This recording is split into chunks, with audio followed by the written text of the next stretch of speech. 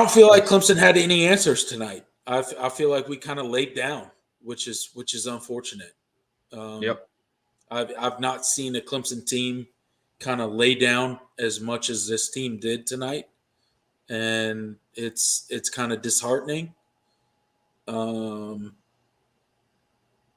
I don't. I mean, I'm sure this is disappointing for the 130 people that are in here tonight, but I don't. I don't have any. I don't have any. Not all 130 people are 30 people are fans. Trust me. Yeah. Like, I don't have any yelling because we don't get points 130 normally. No, we don't. We normally average about 30, 40, or 50 in our live chats. We got 130 in here tonight. We appreciate you guys. Go ahead and hit that thumbs up. But I don't have any yells in for me tonight. I'm disappointed, man. Like, I'm like that. I'm like that dad. And I am a dad. So I'm like that dad. I'm not mad. I'm just disappointed. That perfectly sums up this game. Yeah, I'm not mad. I'm just disappointed. Like, Clemson's so much better than this. We had the ability to go to the college football playoffs. We had the ability to make some noise, and they pissed it away. They ruined it. They didn't have the mindset that they needed to have for whatever reason. I don't know if that's a new coaching staff, but Dabo's got some homework to do this offseason. I mean, am I right? Like, yeah, Dabo's got some stuff. Dabo's got some stuff to figure out this offseason. And I will forever trust in Dabo until he proves me otherwise. Like I said, leading up to this game, I don't think Dabo can be questioned in the quarterback position when it comes to making those decisions. And he hasn't given me a reason to question him in the hiring position either, because he's always made the tough decisions as a head football coach. So I will continue to get behind him in all the decisions that he makes. Not that he can't make mistakes or anything like that, but I'm just saying, we have to give him a certain amount of respect because of what he has brought to Clemson and what he has built at Clemson. And I think he's all about winning. And I think he has some really tough decisions this offseason, whether that be in the offensive or defensive coordinator positions. We'll see. But there has to be some improvement on the Clemson. JT Brown gets in $5 super chat. Thank you. I think Streeter is stuck with mediocre QB. That's the big blazing issue, and will be for 2 years. It has been for 2 years. Yeah. Oh, has been for 2 years. So, do you think JT is correct in what he is saying? And if you do you think DJ leaves after this season, or what do you think happens? I don't agree with the sentiment that Streeter is stuck with DJ. Honestly, okay. I think it's the other way around because. Well, okay. Well, no. Don't backtrack. No, it's okay. I'm not backtracking. I'm gonna, I probably agree with you. I just want to hear. I'm gonna expand upon that. Yeah, expand. Go ahead. No, you can't tell me that DJ wouldn't be better in a different system under a different, under a more experienced, better quarterbacks coach. Or a better play caller. I mean, you watch DJ in high school. He was playing in one of the top the top division in California high school football. Let's just preface all of Jordan Bowman's comments by saying he was the number one college or the number one high school prospect him and He was who's the the number guy? one pro style He was the number one pro style quarterback Yeah, coming in. who was the number two or who was the number one guy? Well, Bryce Yeah, Young was number one. Bryce one, Bryce Young, and DJ. Yeah, So and then Alabama and CJ Clemson, Stroud was right behind Alabama him. and Clemson got the number one. We got the number one pro style guy. Alabama got the number one mobile quarterback for high school. Both out Yeah, of California, mind you. right. So And let's just frame they played at rival high schools. They played each other. Like, and they and they Modern both Day and St. John Bosco are two of the best high school football programs in the country. And and they so, both won state championships off of each other in yeah, in differing years. So right. let's just Um, preface all of what Jordan Bowman's about to say off of that. yeah. So, We didn't recruit a scrub.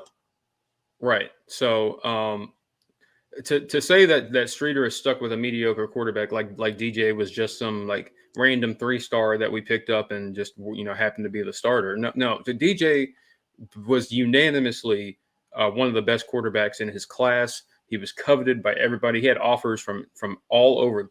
The man out threw Justin Fields, like like college Justin Fields, in a throwing contest in the offseason. Like, the guy can throw like 70 yards with just the flick of his wrist. On his He has one. knees. Yeah, On his knees. on his knees. the Hit the goalpost his on his arm knees. talent is his arm talent is absolutely Out of this undeniable. world. Yeah, out of this world. So just to say that Streeter is stuck with DJ and not the other. I certainly think DJ has his limitations, and the recruiting is not an exact science, and there are misses. I don't think that everything about DJ was a miss. I think the way that Clemson has used him, the way that he's been developed in this system, has not been to his benefit. And and who's directly responsible for that? First it's Dabo, so that it falls on Dabo. Dabo doesn't go without blame here. But two, it's his offensive coordinator and his position coach, who happen to be the same person. And so when you consider all those things, and you see that DJ has not, lived up to his billing, the first person you point to shouldn't be the player; it should be his coaches, because that's the whole idea is to get him, develop him, and you're supposed to be coaching him up and building on what he's his raw ability. Yes. And that hasn't happened. He's been living off of his raw ability his entire career at Clemson, and he just hasn't gotten better. He has not really improved at reading defenses. He's still not very comfortable in the pocket as a third-year player, second year as the full-time starter, but he's been in the program for 3 years, and he's still not very comfortable in the pocket. You can see it. You can say, look at his DJ mechanics tonight. Are still Look at DJ tonight. Look at DJ tonight, and tell me that is a third-year quarterback who is comfortable in the pocket. Look at him. Look at his happy feet tonight that he had against Notre Dame. Right. And you can think what you will about Notre Dame, and you can think what you will about Clemson. It doesn't really matter. But if you look at DJ in the pocket tonight, you can see a quarterback that is indecisive in the pocket. He is not comfortable in the pocket. And that is on the Clemson coaching staff. And more importantly, that is on Brandon Streeter as a quarterback coach. And you can see not only with DJ, you can see with Trevor Lawrence, when he transitioned to the NFL, they said that he did not get better. They said that he lacked the ability to read defenses. So who is that on? Is that on Trevor Lawrence? Or is that on Brandon Streeter and the quarterback coach and the type of offense that Clemson runs? Okay? I'm a Clemson homer like any other Clemson fan, okay? Putting on my orange-shade glasses, okay? Look, I'm the biggest Clemson fan there is out there, at least in my mind. But at the same time, I do think that we lack the ability to really develop NFL talent when it comes to the quarterback position. And I think that's proven in the fact that we got Deshaun Watson and Trevor Lawrence, and I don't exactly know if they were any better than the time that they came into Clemson and the time they left Clemson. And that's been kind of echoed by NFL scouts. Yeah. Don't believe me. Talk to the NFL scouts. They've said similar things when it comes to the Clemson quarterback position. We have gotten really good quarterbacks. And as much as we are a developmental program, I think we lack developmental traits when it comes to the quarterback position. I don't know if that's a blind spot for Sweeney, but we really need to improve when it comes to that. I truly believe that. Yeah. All right. Well, all right. Yeah. It's time. I have to hop off here, but man, this has been. I know you do. I know you do. I appreciate you coming on here. Jordan Bowman, you are a staple of this channel. You are probably the GOAT of our live reactions when it comes to the Clemson reactions. So I appreciate you coming on. I know you have family in town. I know you have to get to your family. So go ahead and sign off for the fans here, and I will wrap it up here shortly after you leave. Thank you. Yeah, man. Yeah, we've covered it's been all crying and complaining, but at this point, this program has a lot of questions to answer.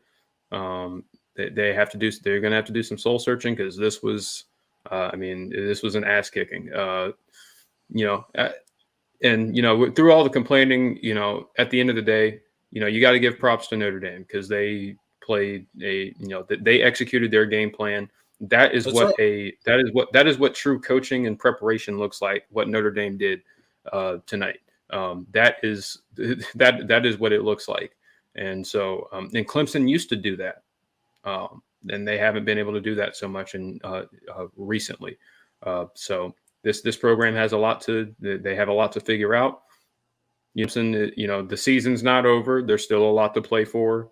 I don't think obviously I don't think this is a playoff team, but you can still go and win the ACC championship, and let the chips fall where they may. If you end up in the Orange Bowl, maybe you get a decent bowl opponent.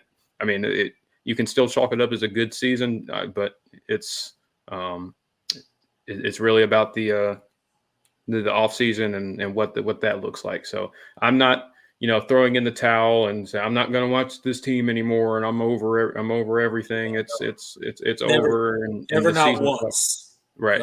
We'll be here, always and forever. We'll continue to do that. We'll continue to do this show. Unfortunately, this is the first one we've done this season following a loss, but it is what it is. This is, teams lose games. Clemson got out-coached, outplayed, out-physicaled, all of that. And but there's still a lot to play for. So it's not all doom and gloom.